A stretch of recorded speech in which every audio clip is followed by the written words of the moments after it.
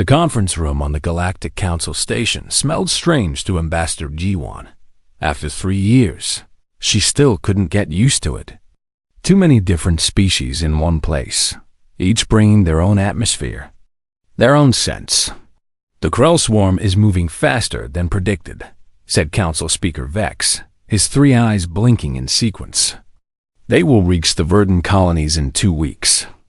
We need time to evacuate 3 million civilians." G1 watched the holographic display. Red dots swarmed across the star map like angry insects. The Krell were a nightmare species, half organic, half machine, and completely hostile. They consumed everything in their path. "How much time do you need?" asked the General Vex of the Valorian Empire. His species had the best military in the galaxy. 4 weeks minimum, Vex replied. Then someone must hold them for 2 weeks. Vex's mandibles clicked. Who volunteers? Silence filled the room. The Valorians had their fleets protecting their core worlds. The Centauri were dealing with pirates. The Nexian Collective was in treaty negotiations. Everyone had excuses. G1 stood up. Her hands were shaking, but she kept her voice steady. Humanity volunteers our 5th Expeditionary Fleet. Vex looked at her. The 5th Fleet has 42 ships. The Krell have over 2,000. You understand what you're offering? I understand, G1 said. We'll buy you the time you need. Later that night, she sat alone in her quarters and cried. She had just sent thousands of people to their deaths. But what choice did she have? 3 million civilians needed to escape. Someone had to pay the price. Captain Taiyang received his orders 3 days later. He stood on the bridge of the UES Resolute, reading them twice to make sure he understood. Hold the Krell at the Verdant Nebula. Allow no ships through for 2 weeks. It's a death sentence, said Lieutenant Hana quietly. She was his tactical officer, brilliant and precise. She could calculate odds faster than most computers. I know, Taiyang said. He looked around his bridge. 23 crew members, each one trusted, each one skilled. They knew all their names. Knew about Ensign Minho's new baby back on Earth. Knew that Communications Officer Kyung was getting married next month. Knew that Navigator Barm had a sister in one of the colonies they were going to protect. Send a message to the fleet, he ordered. All captains to report for conference in 2 hours. No one will be forced to come. Anyone who wants to resign can do so now with honor. 2 hours later, 42 captains appeared on his conference screen. Not one had resigned. You all know what we're facing, Taiyang said. The odds are impossible. The Council expects us to die. I expect most of us will die. But those 3 million people in the colonies, they deserve a chance to live. They deserve to see their families again. If we can give them that chance, then maybe our deaths will mean something. Captain Asil of the destroyer Stormrunner spoke up. My crew voted. We're all in. Every single one. One by one, the other captains agreed. The 5th Fleet would make its stand. They reached the Verdant Nebula 5 days later. The nebula was beautiful clouds of purple and blue gas stretching across millions of kilometers.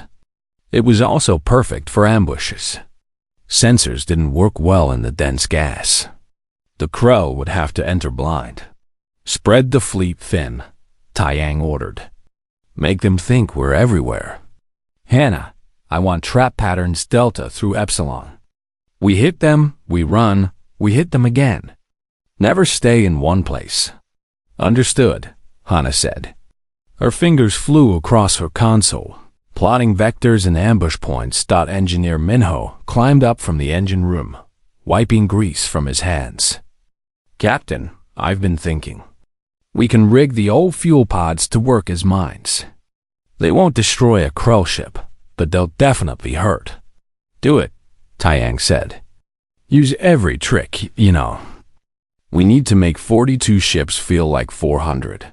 The Krell arrived 2 days later. The first wave had 300 ships. They entered the nebula in a standard search pattern, confident and aggressive. The Fifth Fleet hit them from 6 different directions at once. Missiles screamed through the purple clouds.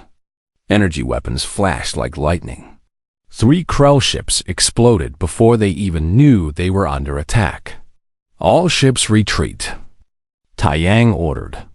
Pattern Sigma, regroup at checkpoint 4. The human ships vanished into the nebula. The Krell pursued, but the humans knew the terrain now. They had mapped every gas cloud, every radiation pocket. They led the Krell into traps, into dead ends, into ambush after ambush. For 6 days, they fought this way. The Krell couldn't pin them down. Every time the swarm thought they had found the human fleet, the humans would disappear and attack from somewhere else. But the price was high. The destroyer Morning Light took critical damage and had to sacrifice itself to save 2 other ships. The cruiser Defender held off 50 Krell ships alone for 3 hours before its reactor went critical. 7 ships. 8. 10. Captain Taiyang kept a list. Every ship lost. Every crew member killed. He read the names every night before he slept. Someone had to remember them. 2 weeks, Hana said on the 14th day. We did it. The colony should be evacuated by now. Good, Taiyang said. He looked tired. They all looked tired. Now we get ourselves home. But the Krell had other plans. Over 1,000 fresh ships entered the nebula. The swarm had been toying with them, learning their patterns. Now they were serious. All ships, emergency scatter. Taiyang broadcast. Get out however you can. The battle became chaos. Human ships fled in every direction, the Krell pursuing like wolves after wounded deer. Communications broke down in the interference. The fleet was scattered across light years of nebula. The Resolute's communication array exploded. They were cut off alone in the dark gas clouds with Krell ships hunting them. Taiyang tried every frequency, every emergency channel. Nothing. Captain, Hana said softly. No one's responding. I think we might be the only ones left. Taiyang looked at his crew. Young faces, scared faces, determined faces. Then we keep fighting, he said. We don't stop. We don't surrender. We survive as long as we can. 3 months passed. On the Galactic Council station, Ambassador Jiwan stood in an empty memorial hall. The council had held a service for the Fifth Fleet. Beautiful words about sacrifice and honor. Then everyone had left. She stood alone, looking at the names on the holographic display. 4,216 names. 42 ships. All gone. All dead. I'm sorry, she whispered to the empty room. I'm so sorry. She didn't know that 17 ships were still out there, still fighting, still alive. She didn't know that Captain Taiyang refused to give up. She didn't know that the Fifth Fleet had become something the galaxy had never seen before, ghosts who wouldn't die. She didn't know that humanity was about to teach the galaxy what it meant to remember. Admiral Hyan didn't sleep much anymore. At 73 years old, sleep seemed like a waste of time, especially now, sitting in Earth Defense Command at 3 in the morning, staring at static on a screen. Play it again, he ordered. The technician. A nervous young woman named Sumin nodded and replayed the transmission. It was mostly noise interference from the Verdun Nebula corrupted almost everything. But buried in that noise, filtered and cleaned and enhanced, were 6 words. Still here. Don't forget us. How old is this? Hyan asked. The transmission is 3 days old, sir. But it traveled through the nebula, so it could have been sent weeks ago. Hyan closed his eyes. His son had been on the destroyer Wave Dancer. Lost with the Fifth Fleet. The memorial service had been 2 months ago. He'd stood there, dry-eyed and silent, while people offered their sympathies. Everyone assumed the Fifth Fleet was dead, but this transmission changed everything. "Get me the War Council," Hyan said. Now, 6 hours later, he stood before the Earth Defense War Council. 12 men and women who controlled humanity's military forces. They looked at him like he was crazy. "You want to send 3 entire fleets to search for ghosts?" General Park said. "That's 40% of our total military strength." "They're not ghosts," Hyan said quietly. "They're still fighting. Still alive. And we're going to bring them home." "We have no proof they're alive," Admiral Chun argued. "One transmission fragment? That could be anything. Equipment malfunction. Echo from a destroyed ship. I know they're alive," Hyan said. "How?" "Because they're human. Because we don't give up. Because if there's even a chance, we owe it to them to try." The council argued for 3 more hours. The cost was too high. The risk was too great. The odds of finding survivors were nearly 0, but in the end, they voted. 7-5 in favor. The 6th, 7th, and 8th fleets would launch a rescue mission. Commander J1 stood on the bridge of the Carrier Dragon's Fury and watched his fleet assemble. 126 ships. The largest human military operation in history. All of it to find survivors who were probably already dead. He understood the Council's hesitation. He'd survived the Battle of Kepler Station 2 years ago, watching half his squadron die while he lived. Survivor's guilt was a weight he carried every day. But maybe this mission could balance the scale somehow. "All ships report ready," his tactical officer said. "Then let's go find our people," J1 ordered. The journey to the Verdun Nebula took 8 days. The Galactic Council sent messages every day, begging them to turn back. It was foolish. It was wasteful. It was illogical. Ambassador G1 ignored every message. She had volunteered to come on this mission, riding on the 6th Fleet flagship. If anyone from the 5th Fleet was alive, she wanted to be there when they were found. The 3 fleets entered the nebula carefully, spreading out in a search pattern. The purple and blue clouds looked peaceful, beautiful. But J1 knew hundreds of battles had been fought here over the past 3 months. "Sensors are picking up debris fields," the tactical officer reported. "Lots of them, both human and Krell." "Any life signs?" J1 asked. "Scanning. Negative. Wait. Contact. Human signatures. Bearing 270. All ships, follow me," J1 ordered. They found the first survivor 30 minutes later. The destroyer Stormrunner drifted in the clouds, its hull covered in improvised armor made from scavenged Krell metal. The ship looked like it had been through a war and lost, but it was intact. It was alive.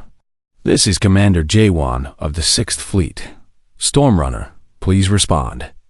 For a long moment, silence. Then a voice, rough and tired. "This is Captain Isiel. Is this real? Or are we hallucinating again?" "It's real, Captain. We're here to bring you home." The next 3 days were chaos. The rescue fleets found 17 ships scattered across the nebula. 17 out of 42. Not nearly enough, but more than anyone had dared hope. The condition of the survivors shocked everyone. The ships were barely functional, held together with welded scrap and desperate engineering. The crews looked like walking skeletons, thin, exhausted, some barely conscious, but they were alive. Against all odds, they had survived. Ambassador G1 boarded the Resolute with medical teams. The corridor smelled of recycled air, sweat, and something else she couldn't identify. Death, maybe? Or defiance. Captain Taiyang met her in the cargo bay. He'd lost weight, and his eyes had a distant look. But when he saw her, he smiled. "Ambassador," he said, "thank you for not forgetting us."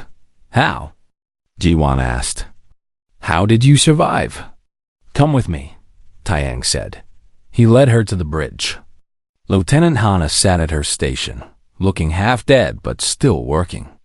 When she saw Jiwon, she gestured to a display. "I've been keeping records," Hana said. Her voice was hoarse. "Every person we lost. Every battle.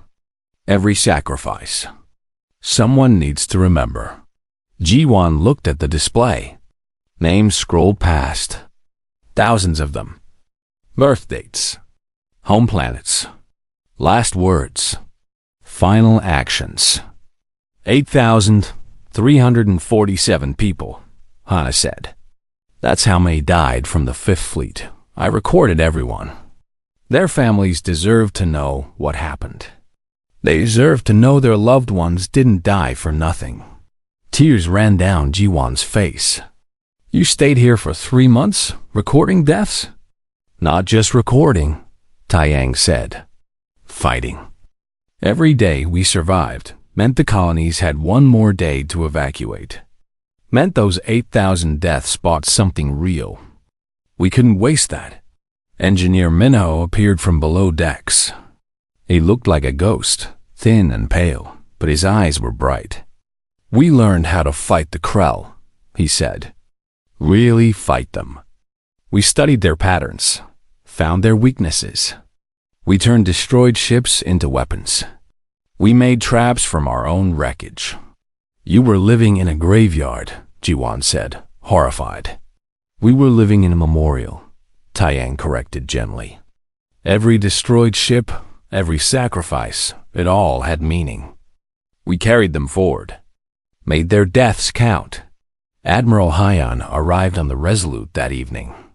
He walked through the corridors slowly, seeing the makeshift repairs, the exhausted crew, the memorial walls covered in names in the cargo bay. He found what he was looking for: a memorial plaque with crew listings. He ran his finger down the names until he found it. Wave Dancer. And there, among the crew, Lieutenant Hyan Jinwoo, his son. "He saved 6 people before the ship went down," a voice said behind him. Hyan turned. A young woman stood there, wearing an engineer's uniform. "I'm Ensign Yuna. I was on the Wave Dancer." "Your son." "He held the breach open while we evacuated. He could have left, but he stayed. Made sure everyone else got out first." "Thank you," Hyan said quietly, "for remembering him." "We remember everyone," Yuna said. "That's what kept us alive. Knowing that every day we survived, we were honoring everyone who died." The combined fleets began the journey home. But as they left the nebula, sensors picked up a problem. Krell ships were coming. Lots of them. "They're not going to let us leave," Jaewon said. Taeyang studied the tactical display. "They can't. We found something they wanted hidden." "What?" Jiwon asked. "A breeding world," Hana said. "Deep in the nebula. That's why they fought so hard to keep us here. They didn't want anyone knowing about it." Admiral Hyan looked at the exhausted survivors, the battered ships, the crews who had already given everything. "We should run. Get you all home safely." "No," Taeyang said. "If we run, they'll use that breeding world to create more swarms. More colonies will fall. More crews will die. We found it. We have to destroy it." "You're asking these people to fight again?" Hyan said. "After everything they've been through?" "I'm asking them to finish what we started," Taeyang said. "We didn't survive for 3 months just to let the Krell win." He turned to his crew. Exhausted, starving, barely able to stand. "I won't order anyone to fight, but I'm going after that breeding world. Who's with me?" Every hand went up. On the other 17 ships, crews voted the same way. They hadn't survived the impossible just to quit now.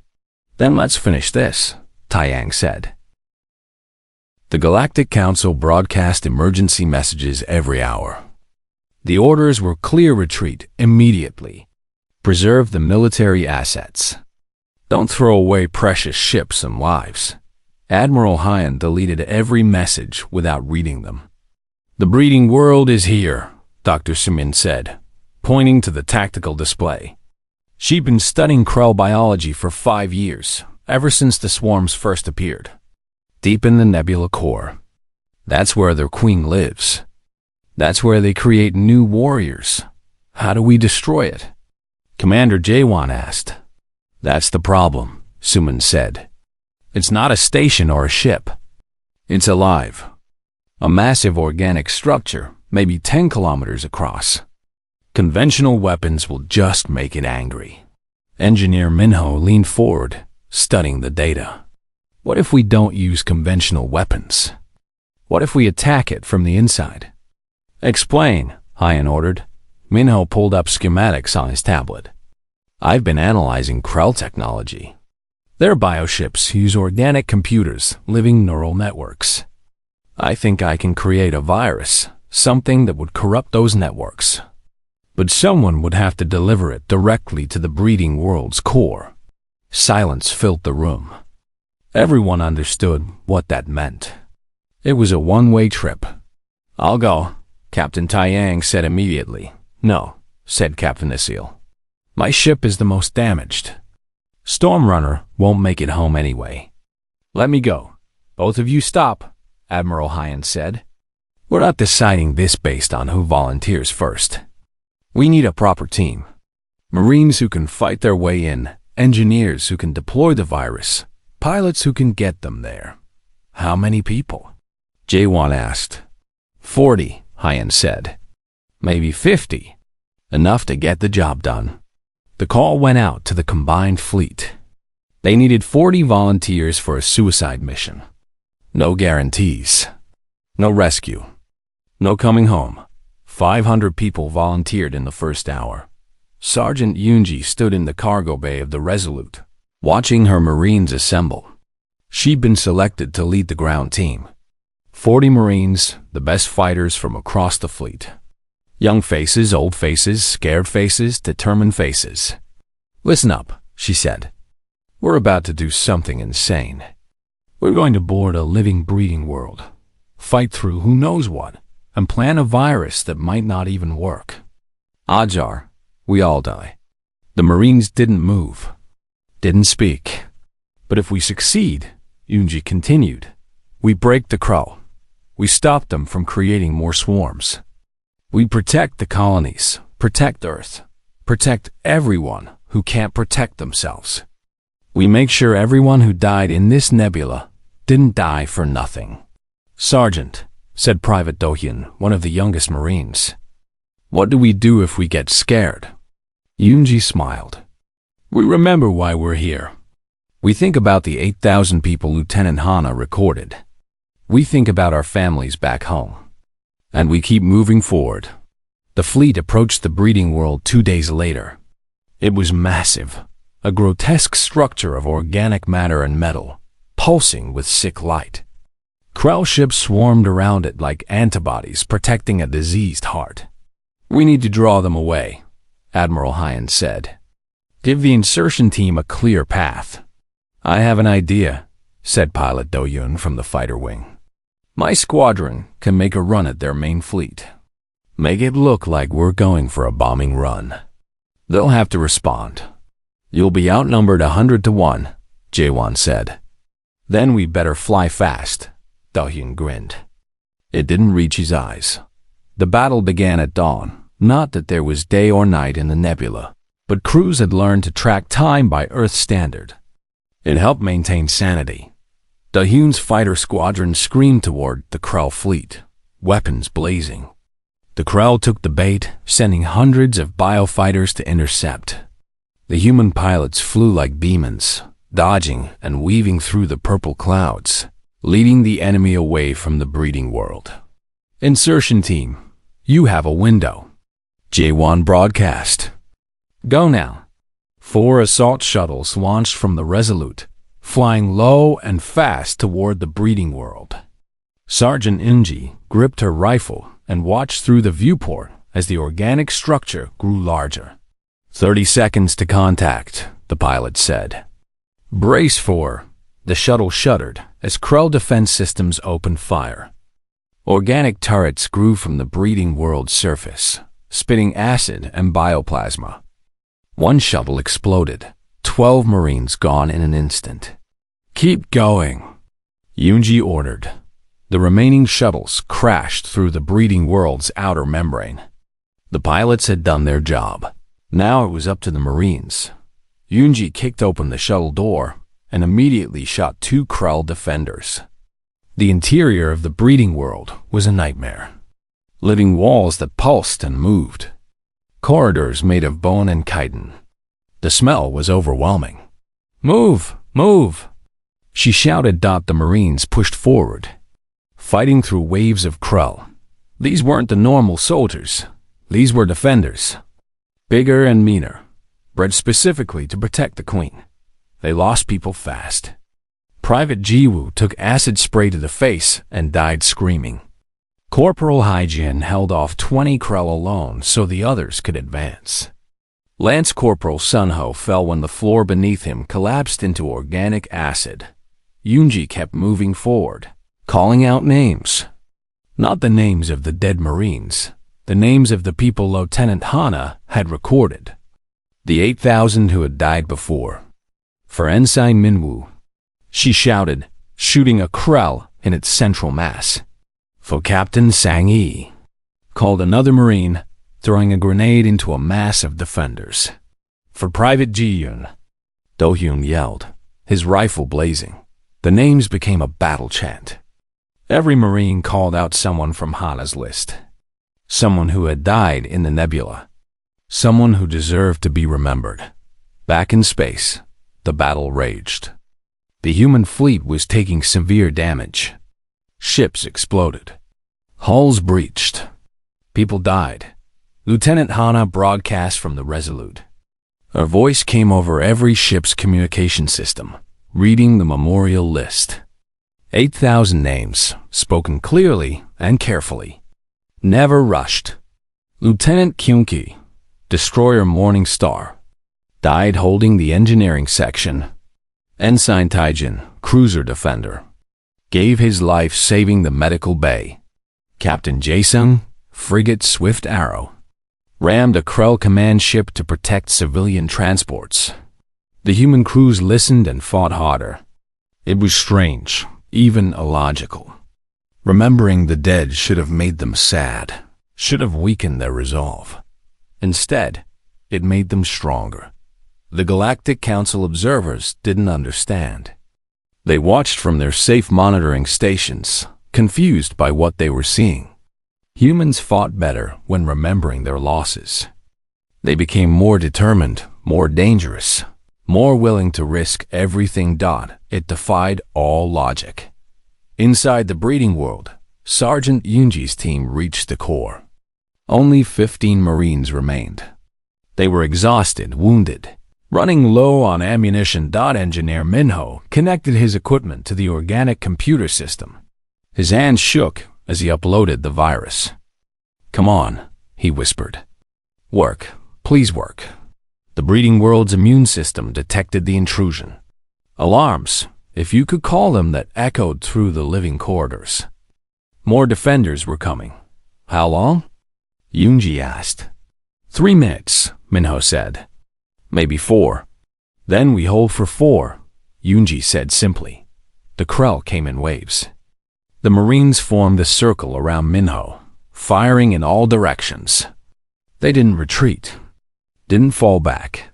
They held the line because that's what needed to be done. Private Do-yoon fell first, then Corporal Minji, then Sergeant First Class Jungwoo. Upload complete. Minho shouted, "Everyone out." Yunji ordered, but the breeding world was collapsing around them.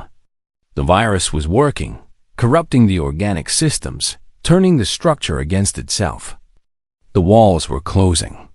The floors were dissolving. "We're not getting out," Yunji said quietly. The remaining Marines looked at each other. Nobody panicked. Nobody cried. They'd known this might happen. "Sergeant Yunji to Resolute," she transmitted. "Virus deployed successfully. Mission accomplished. Tell our families. Tell them we didn't waste what we were given. The transmission cut off as the breeding world imploded. Admiral Hyan watched from the flagship as the massive organic structure collapsed in on itself. The explosion was beautiful in a terrible way, organic matter and energy mixing in a burst of light that lit up the entire nebula. The Krell fleet lost coordination immediately. Without the Queen's controlling intelligence, they became confused, directionless. The human fleet pushed through the chaos, breaking free of the swarm. All ships, emergency speed to the nebula edge. Hyan ordered, "Get us out of here." The fleet ran. Behind them, the Krell Armada drifted aimlessly, no longer a threat. They'd won, but the cost made victory feel hollow. The journey home took 12 days. 12 days of treating wounded, repairing ships, and counting the dead. Captain Taiyang sat in his quarters aboard the Resolute writing letters. He'd written 63 so far, one for every person who died during the breeding world assault. Personal letters to families, explaining exactly how their loved ones had died and why it mattered. His hands cramped. His eyes burned. But he kept writing. "Captain," Lieutenant Hana said from the doorway, "you should rest."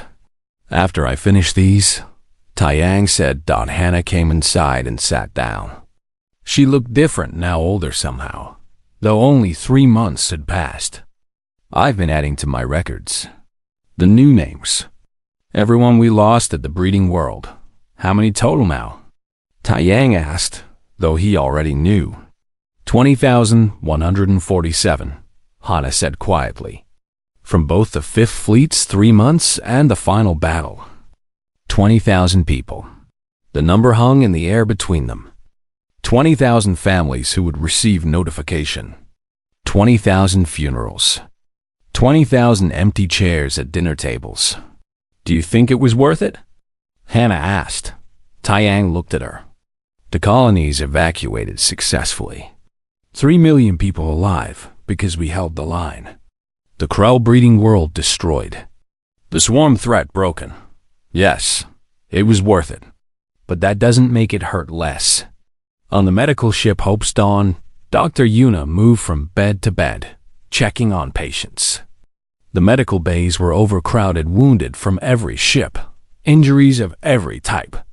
Burns from plasma weapons. Acid damage from Krell bioweapons. Radiation exposure. Decompression trauma. She'd been working for 18 hours straight. Her feet hurt. Her back ached. But she couldn't stop. Every patient was someone who had fought, someone who had survived when so many others hadn't. "Doctor," a young Marine called weakly. Private Kyung-soo, 19 years old, both legs crushed during the breeding world assault. "Am I going to die?" Yuna took his hand. "No, you're going to live. You're going to go home. You're going to tell people what you did here." "I don't feel like a hero," Kyung-soo said. "Heroes never do," Yuna said gently. "They just feel tired." In the fighter bay of the carrier Dragon's Fury, pilot Do-hyun sat in his cockpit, staring at nothing. His squadron had started the battle with 24 fighters. Only 7 came back. Commander Jaewon found him there at midnight, still in his flight suit, still strapped in. "Do-hyun," Jaewon said quietly, "you need to come out of there." "I keep thinking about them," Do-hyun said. "All the pilots we lost. I can see their faces, hear their voices on the com. Why did I survive when they didn't?" Jaewon climbed into the cockpit and sat on the wing next to him. "I asked myself the same question at Kepler Station. 17 pilots in my squadron died. I lived. For months, I felt guilty. Like I'd stolen their survival somehow. How did you stop feeling that way?" "I didn't," Jaewon said honestly. "But I learned to carry it differently. Those 17 pilots, I carry them forward. Every mission I fly, they're with me. Every decision I make, I think about what they would have wanted. Survival isn't something to feel guilty about. It's a responsibility. A responsibility to what? To remember. To make their sacrifice mean something. To live in a way that honors them. Admiral Hyan stood on the bridge of his flagship, watching the fleet limp toward Earth. 23 ships had been destroyed. Dozens more badly damaged. But they were going home. Admiral, his communication officer said. Incoming transmission from the Galactic Council. Put it through. Hyan said. Speaker Vex appeared on the screen. His 3 eyes were wide with something that might have been fear. Admiral Hyan, the Council wishes to know why you ignored our orders to retreat. Because we don't abandon our people, Hyan said simply. And because the mission wasn't finished. You lost 20,000 people. We did, Hyan agreed. And we'll remember every single one. But we also saved 3 million colonists and destroyed the Krull breeding world. The swarm threat to this sector is broken. That's 20,000 deaths that purchased millions of lives. As mathematics go, it's a good trade. You speak of lives as mathematics? Vex said, shocked. No, Hyan said. I speak of sacrifice as purpose. Those 20,000 people didn't die randomly. They chose to fight. They chose to stand between danger and innocent people. That choice, that purpose, that's what makes their deaths meaningful rather than tragic. We don't understand your species, Vex said. I know, Hyan said. But maybe you should try. Because the way we treat our dead says everything about how we treat our living. He ended the transmission. On the Resolute, Lieutenant Hana completed her final entry in the memorial database. 20,147 complete records. Names, dates, circumstances, last words, final actions. She activated the broadcast system. All ships, this is Lieutenant Hana. I'm going to read the full memorial list now. It will take several hours. You don't have to listen, but I think they deserve to be heard. She started reading. Lieutenant Kyunki, Destroyer Morning Star. Throughout the fleet, people stopped what they were doing. Engineers paused their repairs. Doctors looked up from patients. Pilots climbed out of their cockpits. They listened. Some cried. Some sat in silence. Some called out present when they heard friends' names, as if taking roll call. Hana's voice never wavered. She read every name clearly, giving each one the same respect and attention. 4 hours. 5 hours. 6 hours. Sergeant Yoonji, assault team leader, died protecting the mission objective. Private Doyan, Marine, gave his life holding the line. Engineer Minho, virus deployment specialist, succeeded in the mission. Back on Earth, the families gathered. The government had set up communication stations where families could listen to the fleet's return broadcasts. Thousands of people stood in silence, waiting to hear if their loved ones' names would be read. When they heard the names, some collapsed. Some screamed. Some just closed their eyes and breathed through the pain. But they all knew. They all understood what their loved ones had done. Ambassador G1 stood in one of those communication stations, listening. She'd sent the Fifth Fleet to die 3 months ago. The guilt had been crushing her ever since. But as she listened to the names, to the circumstances, to the sacrifices, she began to understand something. This wasn't her burden alone. These 20,000 people had made their own choices. They'd chosen to fight, chosen to sacrifice, chosen to stand. Her guilt didn't go away, but it transformed into something else, into responsibility, into determination. She would make sure their deaths mattered. She would make sure they were remembered. When Hannah finished reading the list, 7 hours had passed. Her voice was hoarse, her throat raw, but she smiled. That's everyone, she said softly. 20,147 people who fought for something bigger than themselves, who paid a price so others could live. We're bringing them home. Not their bodies, many of those were lost in space, but their memories, their stories, their names. And we will never let those names be forgotten. Throughout the fleet, people stood at attention. No one had ordered it, but they all did it anyway, saluting people who would never salute back. Captain Taiyang finished his last letter. 63 personal notes to families, each one explaining exactly how their loved one had mattered, exactly what they had accomplished, exactly why their sacrifice would be remembered. He sealed them and prepared them for transmission. When the fleet reached Earth, these letters would go out before anything else. Before the news reports. Before the official notifications. Because families deserve to hear from someone who was there. Someone who witnessed their loved one's courage. He looked out the viewport at Earth in the distance, blue and green and beautiful, growing larger with each passing hour. They were almost home. The survivors were almost home, but they would carry 20,000 ghosts with them. Not as burdens, but as reminders. Reminders of what they fought for. Reminders of what was worth protecting. Reminders that every life had meaning. Every sacrifice had purpose. Every name deserved to be remembered. That's what made them human. Not their strength. Not their technology. Not their tactics. Their memory. Their unwillingness to forget. Their refusal to let the dead disappear into statistics and reports that every single one of those 20,000 people mattered.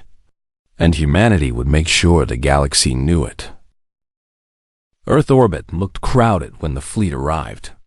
Every news ship, every private vessel, every observation platform was there, waiting to see the survivors return. Admiral Hyan expected celebrations, victory parades, politicians ready to make speeches about humanity's triumph. Instead, there was silence. The fleet docked at the orbital stations quietly. No fanfare. No music. Just the soft hiss of docking clamps and the gentle thud of connection. Captain Taiyang was the first to step off the Resolute.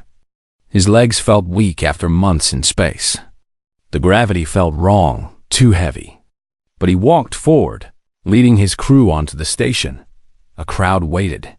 Families, friends, people holding photos of loved ones.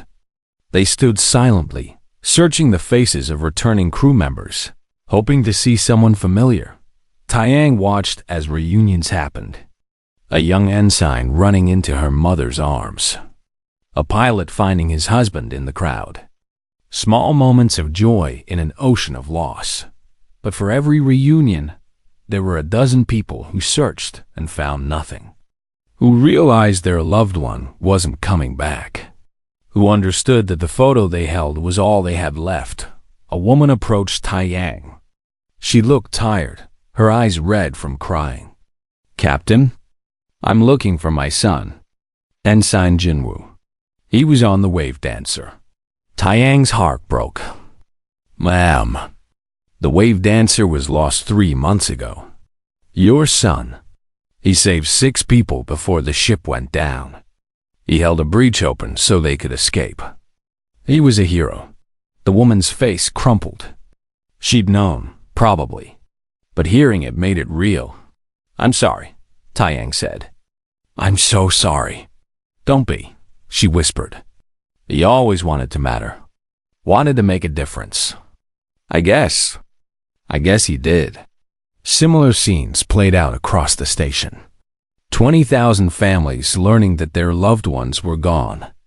20,000 moments of grief, of loss, of heartbreak, but also understanding, pride, acceptance. 3 days later, Ambassador Jiwan stood before the Galactic Council. The chamber was full. Every member species had sent representatives. They'd all watched the human fleet's return. They'd all seen the costs. The council recognizes Ambassador Jiwan of Earth. Speaker Vex said. Jiwan approached the podium. She'd prepared a speech, written and rewritten it a dozen times.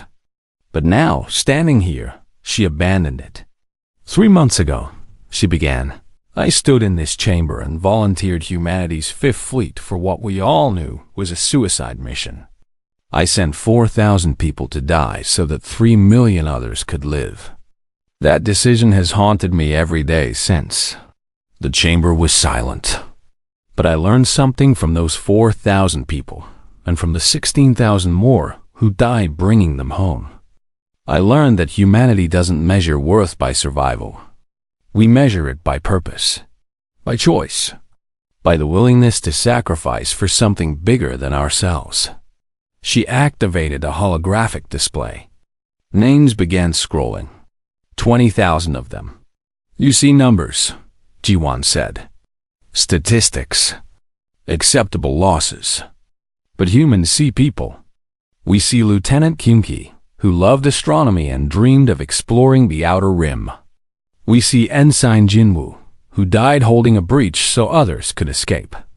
We see Sergeant Yoonji, who led her team knowing none of them would come home. The names kept scrolling. The council members watched, uncomfortable. You asked why we ignored your orders to retreat, Jiwon continued. Why we risked so much to rescue people you thought were already dead. The answer is simple. We don't abandon our own. Not because it's logical. Not because it's efficient. But because every single person matters. Every single name deserves to be remembered. She paused, looking around the chamber. You call us unremarkable. You say we lack superior technology, tactical brilliance, natural combat ability. You're right. We're not the strongest. We're not the smartest. We're not the fastest. But we have something you've forgotten in your millennia of civilization. We remember our dead. Not as numbers. As people. And that memory makes us willing to pay any price. Face any enemy. Accept any sacrifice. Because we fight not for glory or conquest or territory. We fight for those who can't fight anymore. For those who died trusting that their deaths would mean something. The holographic display changed, showing footage from the battles. Human ships sacrificing themselves.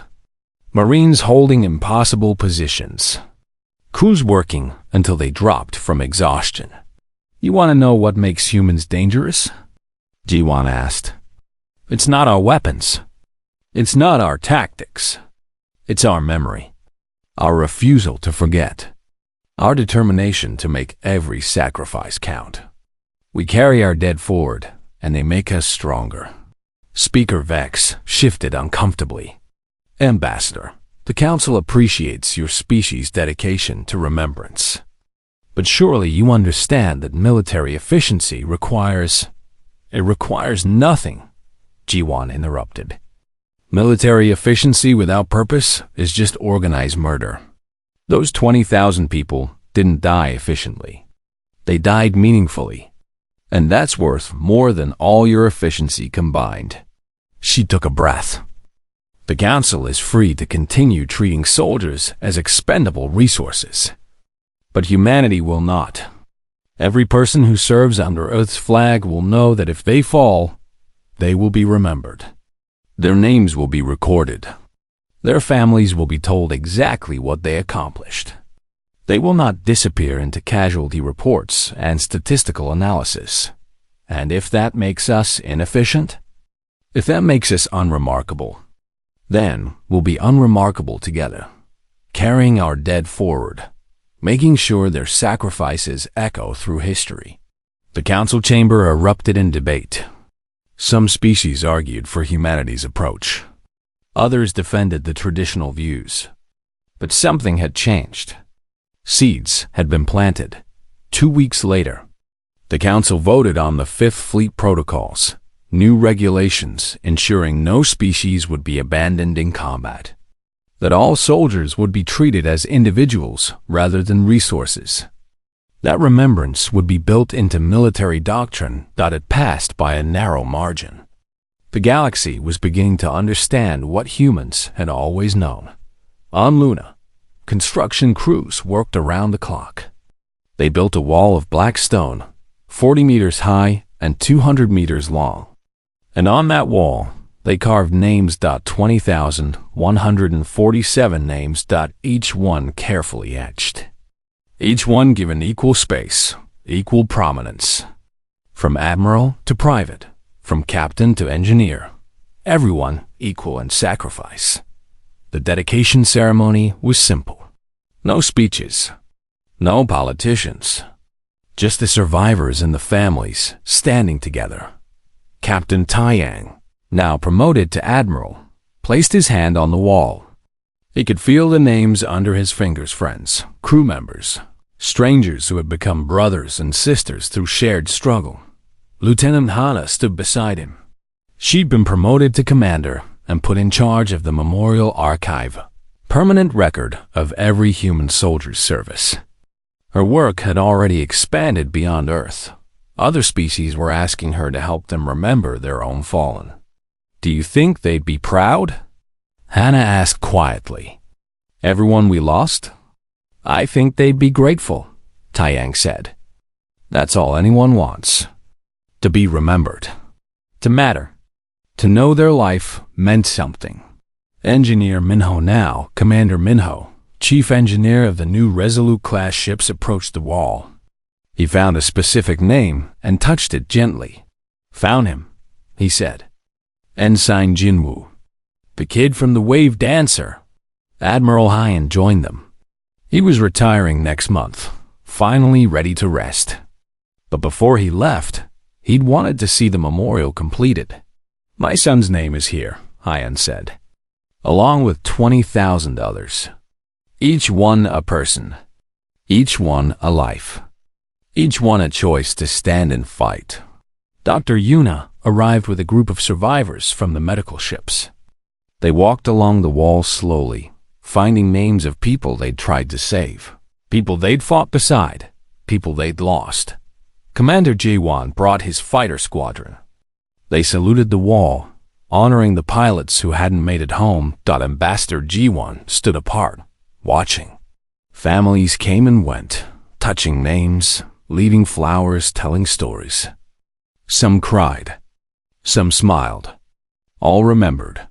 A young girl approached her, maybe 7 years old, holding her father's hand. My uncle's name is on the wall, the girl said. Daddy says he was a hero. What was your uncle's name? Ji-won asked. Private Do-young. He was a Marine. Ji-won's eyes stung. She remembered that name from Hannah's recordings. Young Marine, barely 20, died at the breeding world. Your uncle was very brave, Ji-won said. He helped save millions of people. Will people remember him? The girl asked. Ji-won knelt down, looking into the girl's eyes. Yes, we'll remember him. We'll remember all of them. Forever. The girl smiled and ran to the wall, reaching up to touch her uncle's name. Her father lifted her so she could reach it properly. That's why we do this, Taiyang said softly. For her. For the next generation. So they know what was sacrificed for them. So they understand the cost of peace. And so it never becomes easy, Hana added. The moment we stop feeling the weight of these names, the moment losing people becomes normal. That's when we lose what makes us human. The sun set over Luna. Earth hung in the sky above the memorial wall, blue and green and beautiful. The world 20,000 people had died protecting. The survivors stood together, watching the light fade. They would come here every year on the anniversary. They would bring their children, their grandchildren. They would tell the stories, because that's what humans do. They remember. 5 years later, when the next crisis came, it always those humanity volunteered again. Not because they